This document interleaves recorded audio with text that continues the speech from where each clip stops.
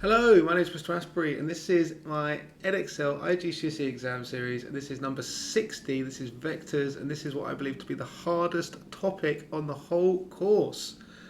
So I'm going to go through these questions as carefully as I can. Don't get disheartened if you find them difficult, because, like I said, they are really challenging. And I hope that these solutions will be very helpful for you. Okay. Let's get through these ones. So we have, it says we have AB and we have CB. Okay, so A to B, I could just draw a little line like this. A there, B there, and I've got A going to B, so I draw an arrow like that. So I know that one. I've got C going to B, which means that I've got a line which connects C to B, and I know that it's going in that direction from C to B. And what I want is A to B. So I want from here to here. So A to C, sorry. So this is what I want. Well, how am I going to get there? I'm going to get there by plotting a route. And the route I'm going to take is along this line, which is plus AB, which is 5, 3. And then this time I'm going to go the wrong way down this line. So that's going to be negative CB. So that's minus CB. Okay, we do the top components first. So 5 minus 2 is 7. And the bottom is 3 minus 4, which is minus 1. And there we have it. Question 1 done. Question 2, and we've got this two regular hexagons with a centre at 0. And it says that the smaller one is an enlargement of the or the bigger one is an enlargement of the smaller one, and its scale factor 2. So O to A we know is little a, and O to B is B. So it's all on the diagram. Write down the vectors in terms of A and B. So the first one is A to B. Okay, so once again I'm going to get my little route map out. How am I going to get from A to B? Well, I can't go directly across. I can go down here and then up there. So by going the wrong way down that arrow, that becomes negative A. And going the right way up that arrow becomes positive B, like that. Okay, the next one is, let's just write these over here so I can then write them in shot of the diagram. Okay, so K to I. Right, well, because we know that this is like a perfect doubling, all these distances are going to be in the same proportion. So this is B and this is B as well. So in order for me to get from K to I, what I'm going to do is I'm going to go all the way up to the top. In fact, I'm going to go up to here. So that's another B. So my journey is going to take me along here. So I'm going to go B plus B plus B plus B. And then I'm going to drop down in the other direction, and that's going to be a minus A, and then another minus A as well. So that would be 4B minus 2A. Lovely. Right, L to D. Okay, let's just clear these annotations. And then let's go from L to D. So how am I going to get there from L to D? I'm going to go... I think what I'm going to do is I'm going to go up, and that's a B, and then up, that's another B, and then I'm going to go all the way down 1, 2, 3, like that. So once again, so that is positive B, and then negative A, and negative A.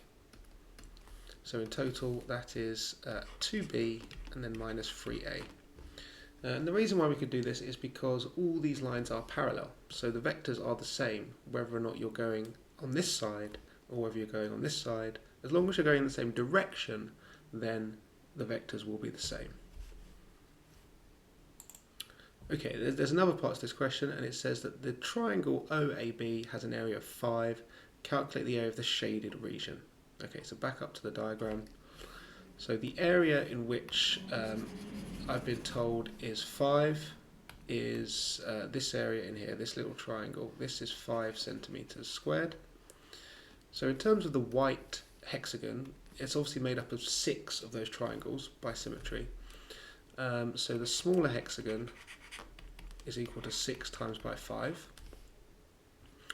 Now we're told already that the scale factor is 2, so that means k is equal to 2, which means the area scale factor is equal to 2 squared, 4. We know that from similar shapes. So that's 4. So in order for me to find the larger hexagon, I will need to do the area of the smaller one, 30 times by 4, which is 120. But that covers the whole large hexagon. I just want the shaded region, which is the large one minus the small one. So that is 120 minus 30. So the answer there is 90.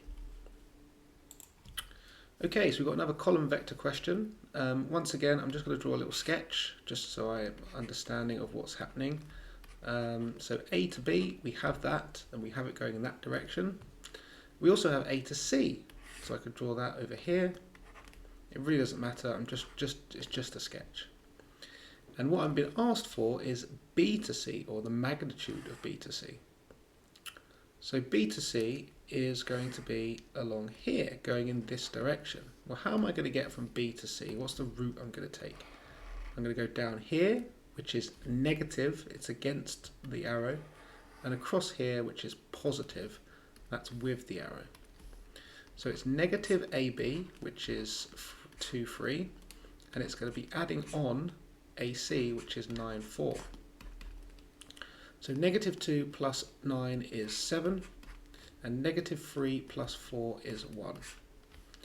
Now the magnitude, which we notate like this, is how far the total distance.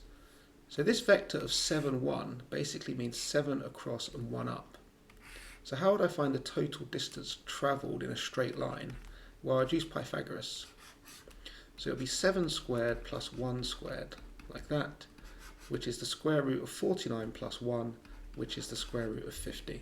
And we can leave it in exact form, just like that. Okay, right, we're here. Vector proofs. This is the absolute nastiest questions you could get. But there is method to the madness. And if you know how to do it, it can be a really achievable 4 or 5 marks, which most people are not going to get. Okay, so this one is, it says find the ratio of A to Q. Well, the first thing I do, this is how I do vector proof methods. What I do is I put all the information on the diagram as much as I can. In fact, they've already done that for me, but they haven't done A to P. So I will connect up A to P, and I will write 2A plus 6B. Now, a key trigger as to whether or not you're going to do this method is if you see this cross, this intersection on a vector diagram, and as well when they ask about a ratio, then you're going to have to use this equating coefficients method. Okay, so what I do is I will draw this side of the cross. I'll label that blue, and then let's do the other side of the cross green, like this. So we've got a blue line and we've got a green line, and then what I'm going to do is I'm going to work out the vector of each of them. So O to P will be the blue one, and this will be quite simply, you've got to go up here 4A and then across there, so 2A plus 8. So it's a total of 6A plus 8B. Yeah, so 4A plus 2A plus 8B, I should have said. So that gives me this. Okay, great, that's that done. Now I'm going to find the green line. So here, a bit trickier because I'm going against this arrow, so that's minus 4A, and then across here, 6B. So it could be 6B minus 4A. Just write it that way just because it reduces the number of signs you use. But you could write it as minus 4A plus 6B, same thing. Okay, so just a reminder, this is the green and this is the blue. And then what we're going to do is we're going to find we're going to find, in this case, O to Q. So how do I get to the intersection point? That's what the word I was trying to find. How do I get to the intersection point? Well, the intersection point from O is a fraction of the blue line. And that fraction I'm going to notate as lambda. So I don't know what it is yet. It could be a half, it could be a third, it could be 5/6 of the way along. I don't know. The diagram's not drawn accurately, so I literally don't know. But I'm going to notate it lambda. And the other one would be A to Q. And again, I don't know the ratio, how far along AQ is of AB. So I'm just going to notate that mu. We use lambda and mu in A-level maths for vectors, so I just carry it over into regular maths. But you could use x and y, whatever. It's just a variable, a constant, should I say? Sorry. Okay, so next thing I want to do is I want to find a way of getting from O to Q. Well, using the blue line and using the green line, one for each. Now I already have O to Q using the blue line. I've literally just found that, so that's actually quite handy for this question. But I also want to find an O to Q expression using the green line. So this time I'm going to go up here, 4a, and then I'm going to come down here, AQ. So it's going to be 4a plus AQ, which we know is mu 6b minus 4a. Great. Now what we can do is we can expand these brackets, and what I like to do is I like to make sure I keep the a's and b's at the end of each term. So this would be 6 lambda a plus 8 lambda b, and this one would be 4a plus 6 mu b minus 4 mu a. Now these are both equivalent to the vector O to Q. So if they're both equal to the same thing, it means they must both be equal. So I could put an equal sign in between them. And if two vectors are equal, it means their components are equal as well.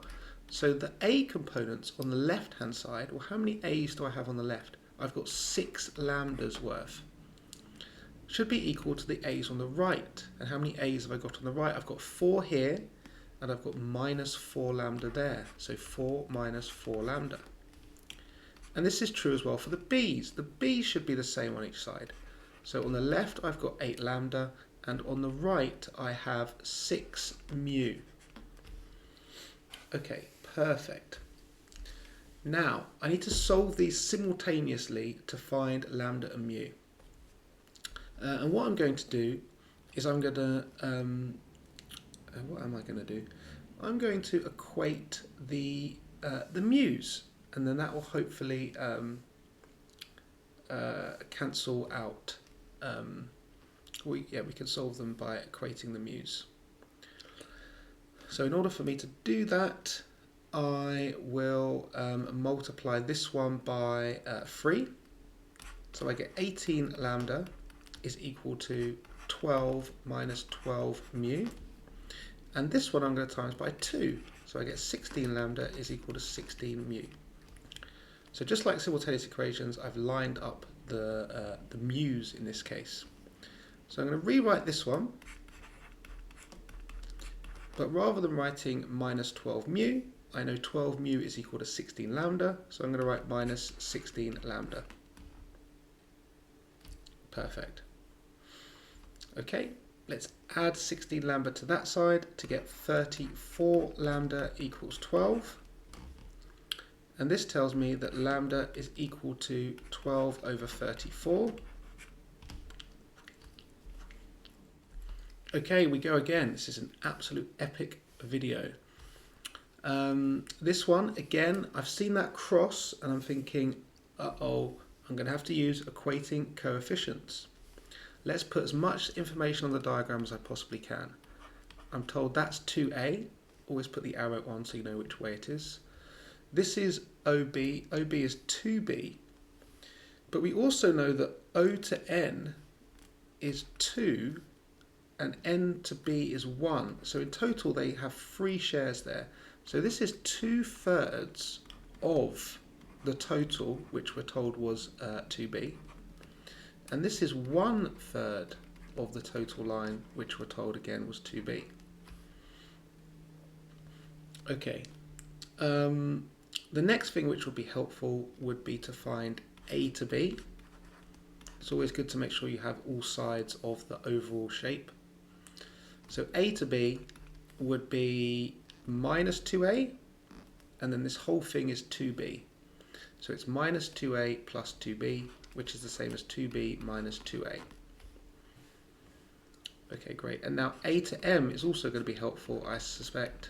And that's that midpoint. M is the midpoint of that line AB.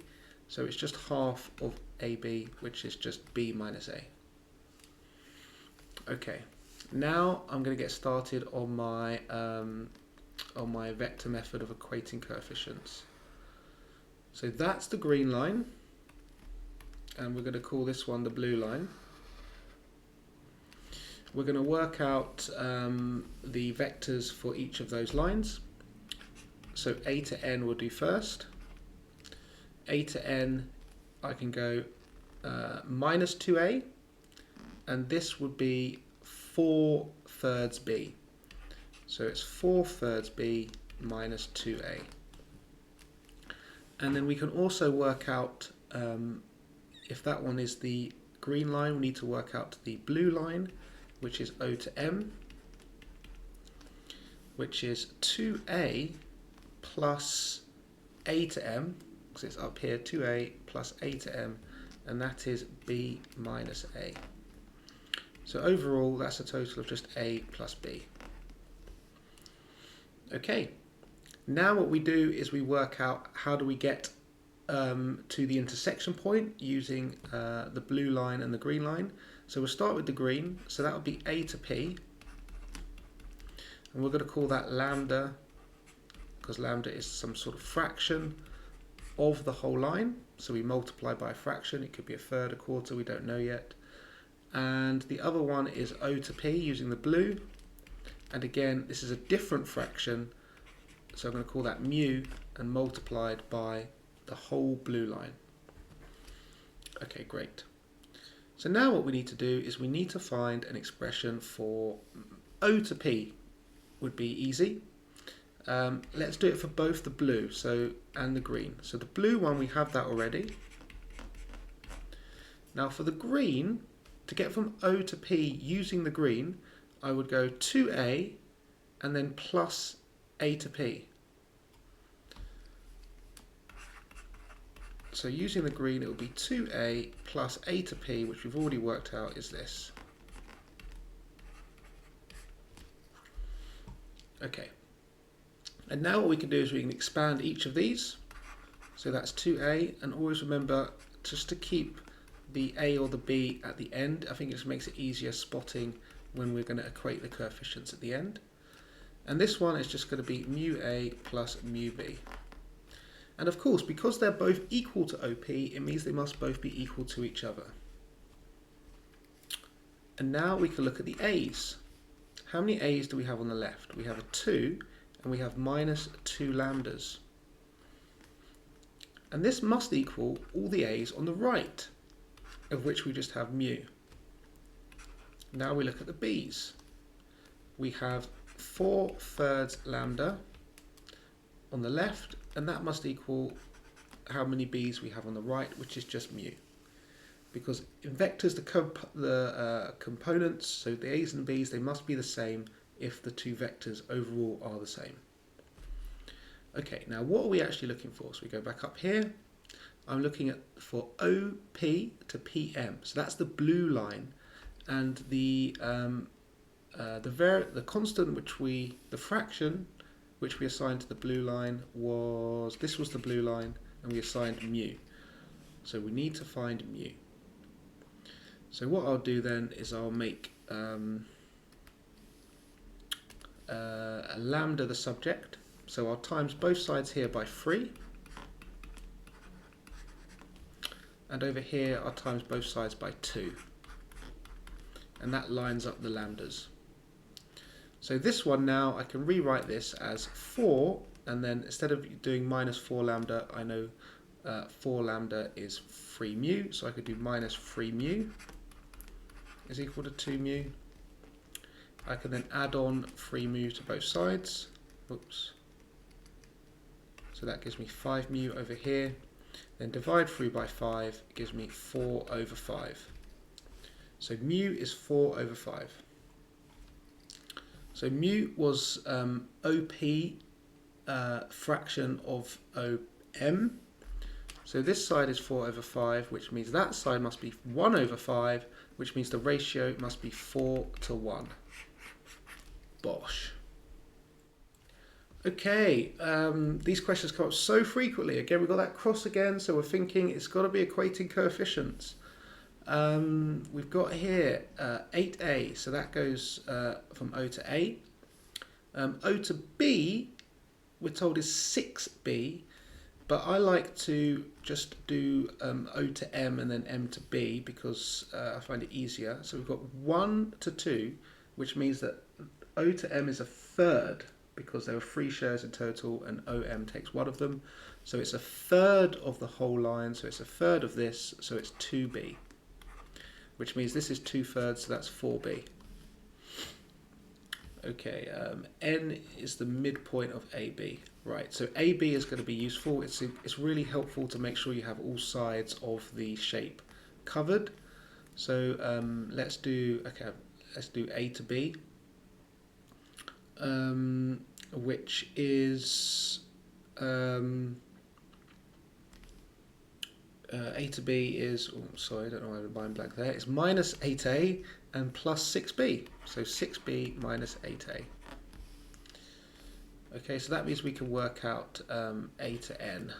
Well, A to N is N is the midpoint, so this will be just half of A to B. So I can put a little arrow going that way and a little arrow going that way, and that is 3B minus 4A.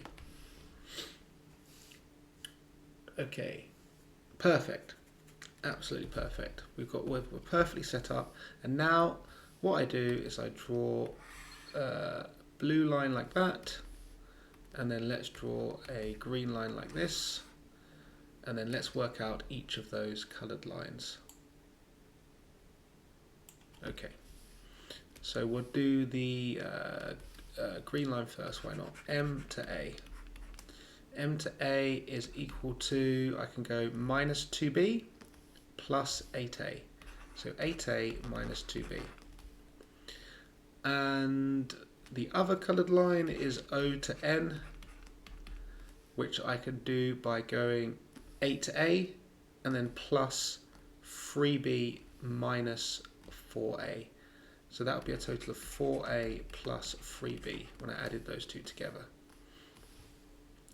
Perfect. Okay, so now I can find the green line going to the intersection point P. So M to P is just a fraction of the green line.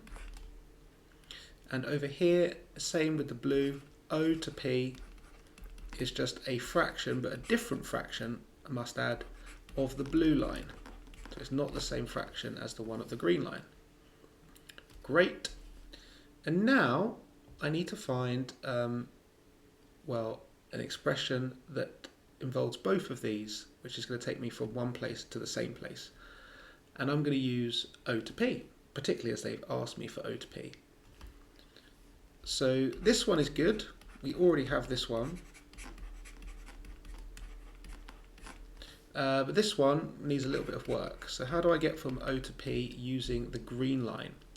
Well, I go 2B takes me to there, and then I use MP to get me to there. So it's 2B plus MP, which we've already worked out, is this. Okay, right, just like the other questions, we expand, and that gives me this to lambda b. And this one as well, we expand.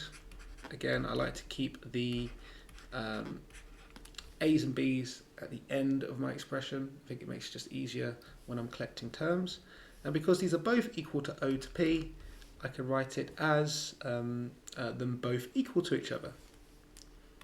Okay, let's now take the A's. What have I got? I've got 8 lambda on the left hand side.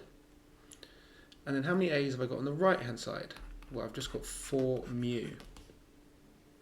Okay, let's look at the b's. These must also match up on the left and the right. So I've got 2 on the left minus 2 lambda. So this one and that one.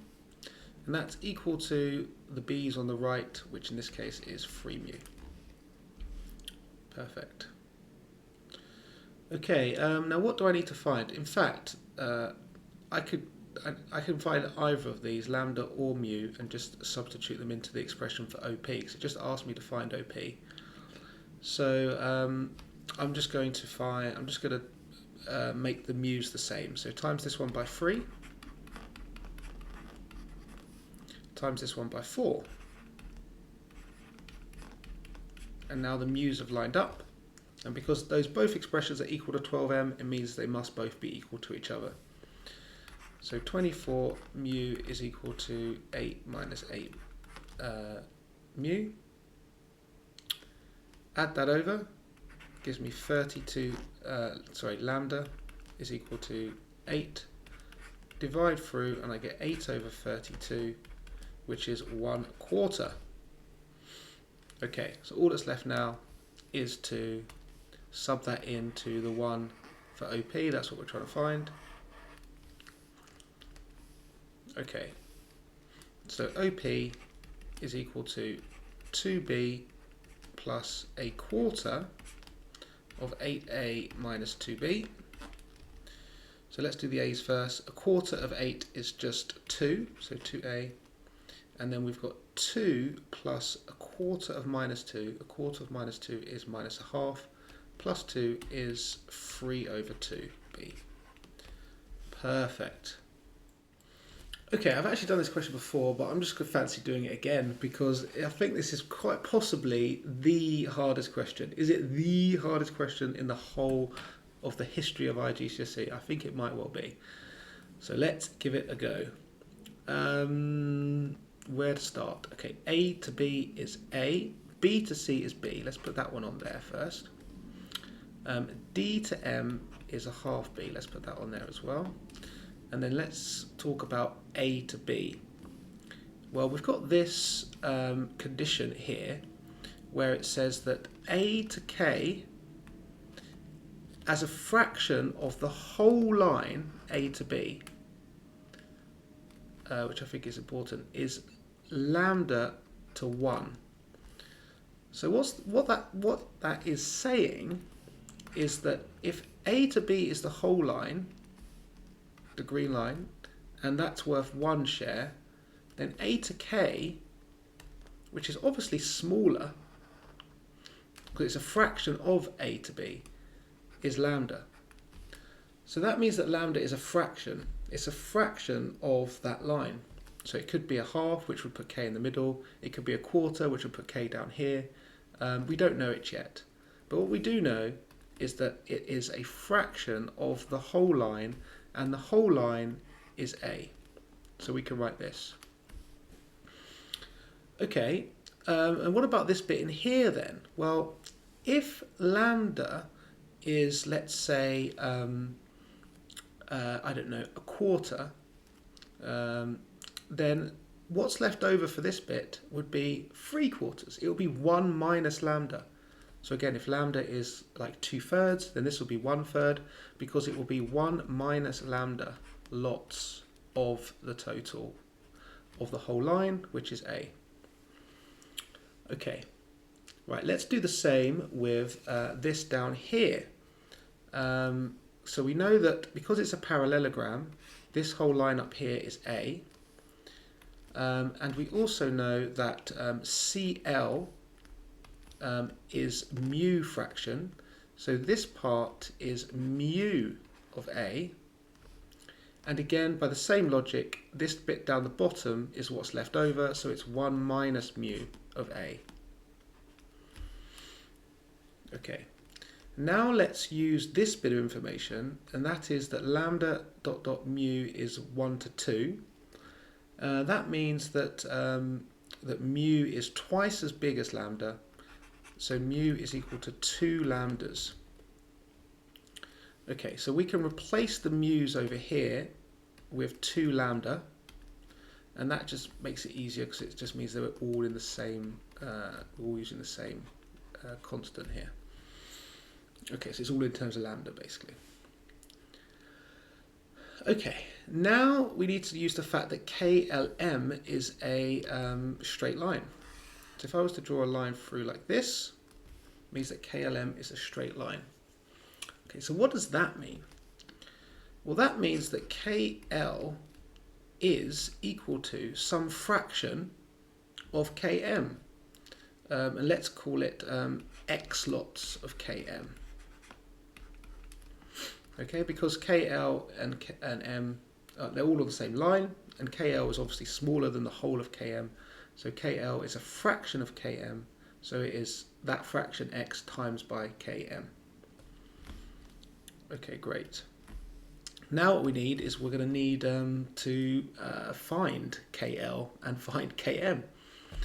Okay, KL, well, which way we're going to go?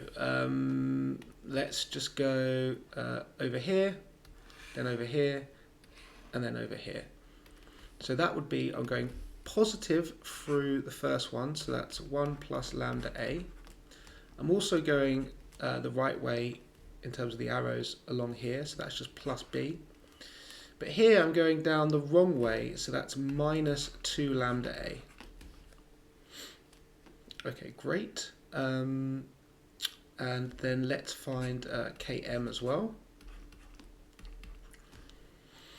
So for K to M, I'm actually going to go the other way around. So what I'm going to do is I'm just going to go negative through there, and then positive along here. Oh, I forgot to add that because it's a parallelogram, this side is the same as that side, so it's B. Okay, so K to M. We're going negative through lambda A. We're adding on B, and then we're adding on a half B, so we're adding on 3 over 2B. Perfect. Okay. I'm just going to tidy this up a bit over here. This is 1 times A, which is A, minus lambda A, plus B, just by multiplying out those brackets, minus 2 lambda A. Collecting like terms, I have A, and I have minus 3 lambda A plus B. Okay, perfect. This one doesn't need to be tidied up. Now let's use this fact. So I can say that A minus 3 lambda A plus B, that's KL, is equal to a fraction of Km, which is minus lambda A plus 3 over 2B. And then we can use that powerful technique of equating coefficients. But first, actually, let me just expand this. So that would be minus lambda XA, and that will be plus 3 over 2xb. Okay.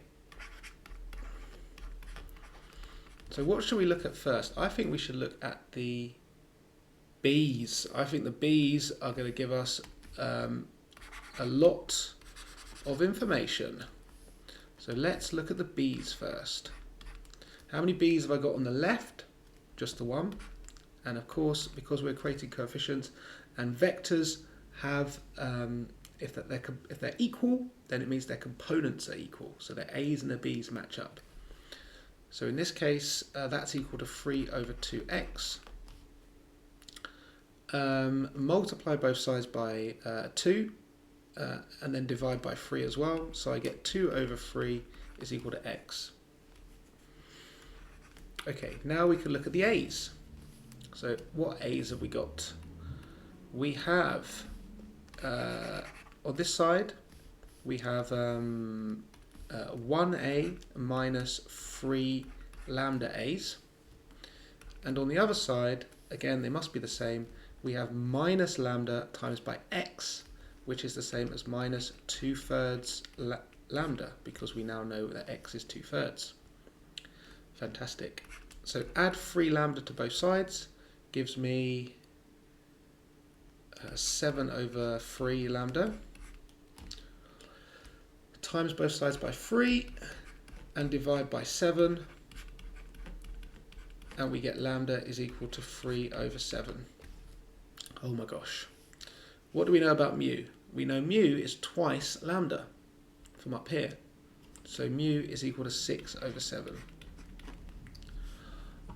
Golly gosh, generally that is the hardest question I think I've ever seen on an IGCSE paper. If you got that right, well done to you. Okay, let's go. Last one, and it's another cross, which means we're equating coefficients. You got it. And you're asked to find OP. Right, I've done so many of these now. Let's just see if we can do this relatively quickly. Green line, blue line.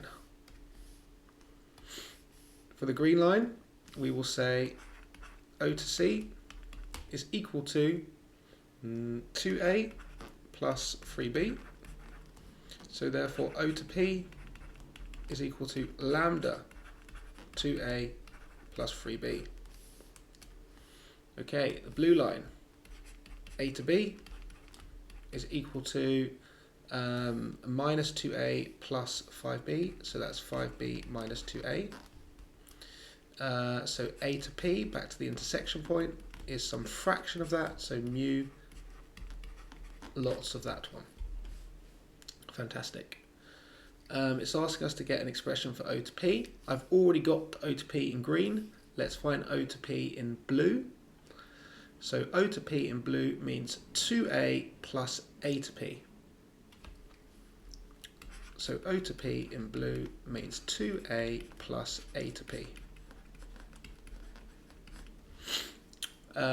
Right, expand out the blue one, and that's going to give me 2A plus 5 mu B minus 2 mu A.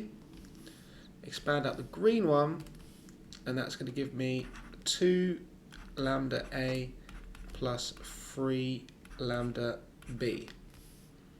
And because they're both equal to OP, it means they must be equal to each other. And what that allows us to do is equate coefficients. So the A's on the left must equal the A's on the right. So we have 2 lambda, and that equals 2 minus 2 mu. And for the B's, we have 3 lambda is equal to 5 mu. Perfect. Right, which one are we trying to find? Actually, it doesn't matter because we're trying to find OP and we could use either of them. But actually, subbing into the lambda one will be easier, I think, overall. So let's find lambda. So to find lambda, we need to make the mu's line up. So times this one by 5. By the way, I am doing this as quickly as possible because I have done already about 30 minutes of these. And this one times by 2. So if you've just jumped to the final question and realised why I'm speeding, that's why it is the case. Now we've got 10 mu on each, so I can replace one for the other. So I can rewrite this left equation here as 10 lambda is equal to 10 minus, instead of 10 mu, I can use this 6 lambda here. Add 6 lambda to both sides. Divide through gives me 10 over 16, which is equal to 5 over 8. So to finish up, OP, we've got an expression for it here in terms of lambda. We need to sub lambda into that. And that is going to give me 5/8 of 2A plus 3B. So expanding out, that will give me 5 over 4A and plus 15 over 8B. And that is a wrap. That's all 60 done. And if you enjoyed that, if you found it useful, then please do consider subscribing to the channel. And I will see you later. Bye for now.